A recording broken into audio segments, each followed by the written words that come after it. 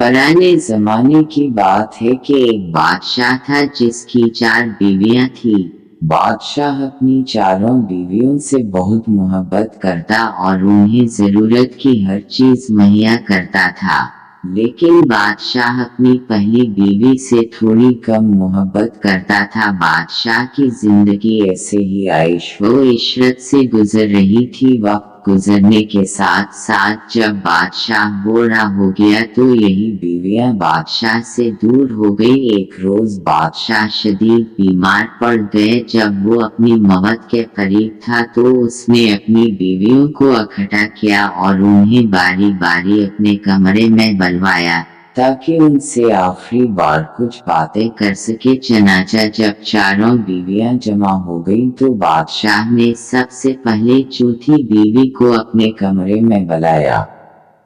बादशाह अपनी चौथी बीवी को सबसे ज्यादा प्यार करता और इसे महंगे लिबास और जेवरात से सजा कर रखता था।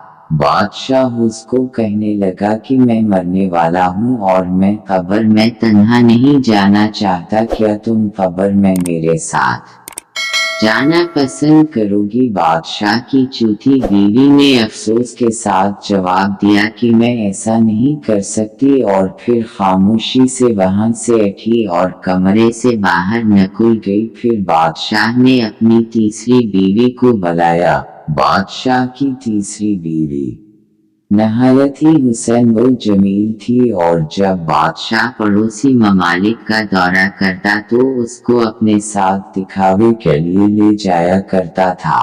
बादशाह ने उससे भी यही सवाल किया कि क्या तुम मेरे साथ मेरे कब्र में जाना पसंद करोगी? लेकिन उस बीवी ने भी अफसोस के साथ कहा कि बादशाह सलामत, मैं आपकी ये ख्वाहिश पूरी नहीं कर सकती। मैं अपनी जिंदगी से मोहब्बत करती हूँ और आपकी मौत के बाद मैं दोबारा शादी कर लूंगी। ये जवाब सुनकर बादशाह को बहुत दुख हुआ। फिर बादशाह ने अपनी दूसरी बीवी को बुलाया। बादशाह को पूरा यकीन था कि ये इसे धोखा नहीं देगी, क्योंकि जब कभी बादशाह परेशान होता या इसे मदद चाहिए होती तो यही बीवी बादशाह के काम आती थी। अब बादशाह ने उससे भी वही सवाल किया कि क्या तुम मेरे साथ मेरे कब्र में चलोगी? तो उस बीवी ने माजरत के साथ जवाब दिया कि वो उस बार बादशाह की मदद नहीं कर सकती हाँ, लेकिन वो उसकी मौत के बाद जनाजे का अहतमाम कर देगी।